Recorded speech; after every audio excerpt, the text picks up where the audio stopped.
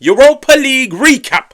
The semi-finals. Now, the one thing that's crystal clear, unless the impossible happens, unless a miracle happens for Bodo Glimt or Athletic Bilbao, is we all know who the two teams in the Europa League final will be. And it will be a Manchester United versus Tottenham Europa League final. Why? Why do I say so? Because both teams went out there and they got the job done. Now, sometimes people say it's 2 legs, so it's practically half time. The game's done. The game's done. Man United have done enough damage in the first half. Tottenham have done enough damage in the first half. But listen, I think it's crazy, I'll be honest with you guys. Like, potentially, 99.9%, the Europa League final will be 1, 2 teams from the Premier League.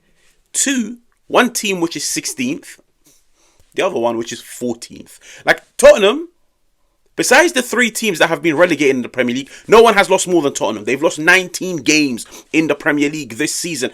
Shout out Ange, I'll be honest with you guys. For him to have the ego, the arrogance to come out early in the season and say, listen, I always win in my second season. I always win without fail. The fact that he's gotten them to a Europa League final, listen, if he wins it, nobody can say a word to him. I'll be honest, like, he talked the big talk and he walked it. I'll be honest with you guys. But listen, where should we start? Let's start off with Manchester United. Manchester United, they go away from home. San Mamés. I'm sorry, I probably butchered it. The home of Athletic Bilbao, where the Europa League final will be held. Like, that is the biggest motivating factor for any Athletic Bilbao player, which is you are in a competition where you can potentially lift the trophy in your home ground, amongst your fans, in your city. And I'll be honest with you guys, they didn't perform like a team that wanted that to happen. Yes, people might say Vivian's red card changed the game. It did. It did change the game. But how many times have you seen players get sent off? And if anything, the team becomes better. Harder to break down because now everybody plays behind the ball. Now they become a bit more compact. I've seen plenty of teams struggle more against the opposition when they have 10 than when they had 11. But tonight, it was different. Manchester United, they had a lot of fun with Athletic Bilbao. They win the game 3-0. Now, let's not forget, Athletic Bilbao, they've got the best defensive record in La Liga. They've got the best defensive record in La Liga. They've only conceded 26 goals. But listen, at the end of the day, the way a football game works is sometimes there'll be luck on your side. Sometimes decision will go for you or against you. What you need to do is just get the job done. Get the job done. Leave the whinging, the crying, the criticism, the analysis, just leave that for the people on the outside. As a coach, as a team, whatever is thrown your way throughout that 90-minute game, just go and get the job done. Manchester United, they have the advantage. The opposition go down to 10 men. Go in for the kill. Go in for the kill. Capitalise on it. Because next week, Old Trafford, it's 11v11. It's a neutral playing field. It's an equal playing field. And I felt like Manchester United done so. Now, there's 2 players I really want to speak about. One, Capitano Bruno Fernandes. Like, I'll be honest with you guys. You see, this season, he hasn't, in my opinion, he hasn't just carried Manchester United. He hasn't just carried Ruben Amorim at times. This dude's carried an entire institution, in my opinion. An institution that's made wrong decisions from pre-season, from keeping Ten Hag and all of those things, from Rashford leaving in January, getting rid of all the attacking players and not bringing in any reinforcements. Manchester United this season, they're 14th for a reason. They're not 14th by accident or they've been unlucky. No. Manchester United are 14th for a reason. It's valid. Okay? This dude this season has carried the entire institution. For every wrong mistake, whether it's the board, the coach, or the players have done, he's gone out and rectified it. On the pitch, when everybody's been drowning, everybody's been struggling to the coach struggling to the players struggling to the new system, the new principles, the new formation, the new tactics, the setup, everything.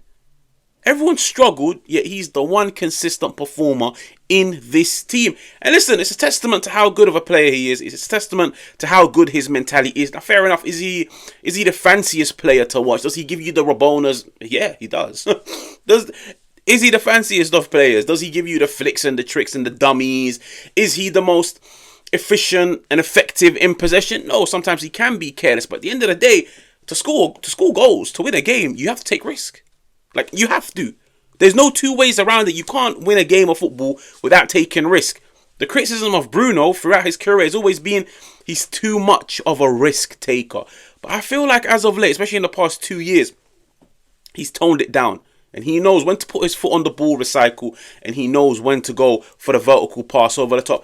But just, I feel like he's having an amazing season. And listen, Manchester United are 14th with Bruno, who's having an amazing season. Without Bruno, Manchester United are relegated. Because everybody else has been poor. But after him, Casemiro. I feel like Casemiro, it's like the redemption story. The manager walks in and he makes it crystal clear from the beginning. I don't favour you. I don't like you. Your skill set, your profile, it doesn't align with the way that I want to play. I'm looking to phase you out. Listen, you can just ride bench, do some cameo minutes here and there, and then we can sell you off in the summer. The fact that Casemiro, for one, kept his mouth shut, it just shows a winner, a well-experienced pro, a player of a high mentality, but he kept his mouth shut. And he was like, sweet, you don't like me, you don't favour me, no problem. I'm going to continue to turn up every single day for training.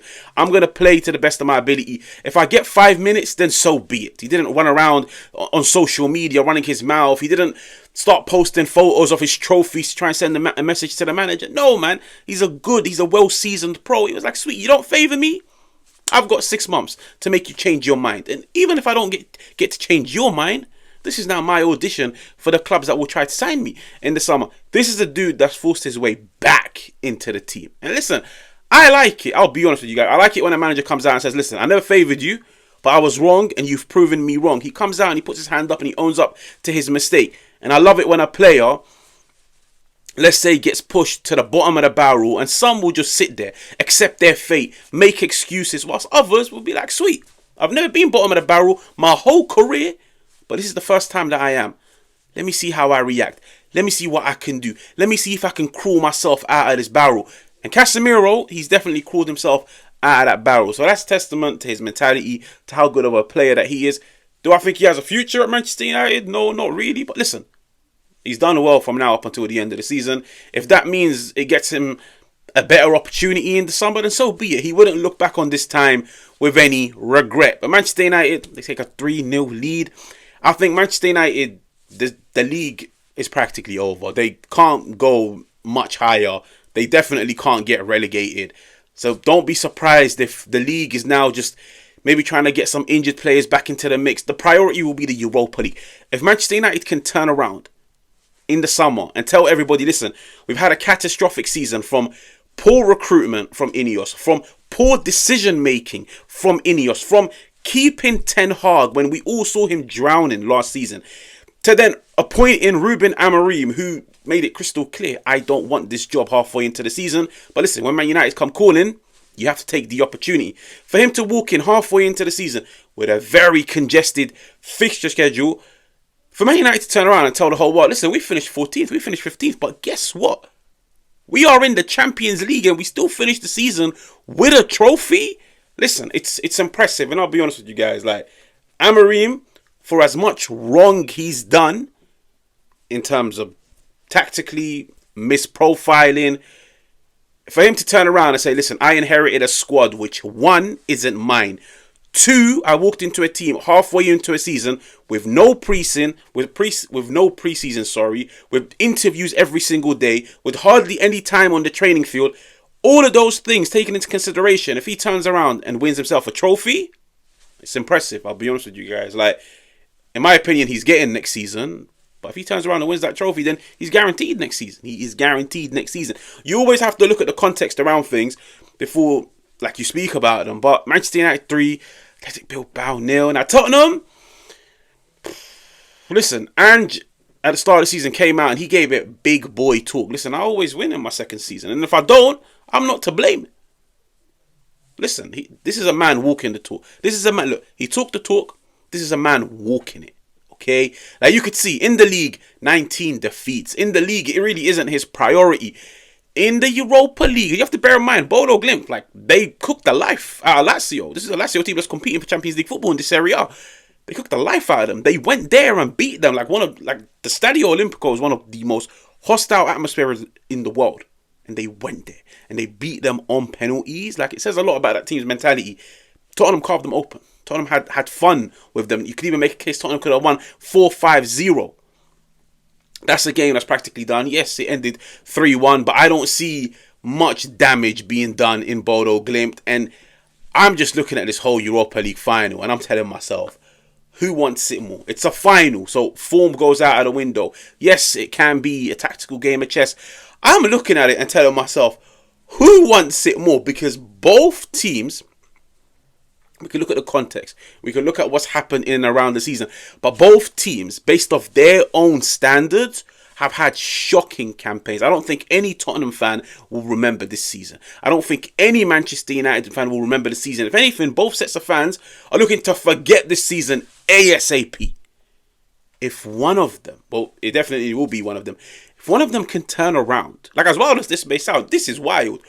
Yo, I finished 16th, but I won the Europa League. Like, listen, it shows there's quality in the park, yeah. There's quality in the tank. It's just the context, what's happened in and around the season has clearly costed these teams. They couldn't perform on a consistent of basis. But I'm just looking at it and saying, who wants it more? Like, real talk, who wants it more? Manchester United belong in the Champions League. Now, whether or not they deserve to be there, whether or not they will do any harm or any damage next season in the Champions League, it's a completely different story. But Manchester United, the club decides, like, everything in terms of investment, in terms of brand deals, in terms of revenue being generated, Manchester United belong in the Champions League. Tottenham are a team that have tasted Champions League football. Even when you look at the stadium, the renovations, the growth of the team commercially, you could even make a case they belong in the Champions League. I'm looking at that 90-minute final and I'm just saying, who wants it more? Okay? That's what it's going to come down to. Because both sets of teams, you can make a case they're broken, morale is down, confidence is low, managers are under pressure. It's literally who wants it more. It's not going to be a tactical game. It's just going to be who wants it more, who's got the fight, who's got the grit, who's got the personality to step up in a big game, who can take control of the game. And I think it will be a ridiculous final. I really, really, really do. But listen, if you're new, make sure to subscribe. Make sure to hit the like button.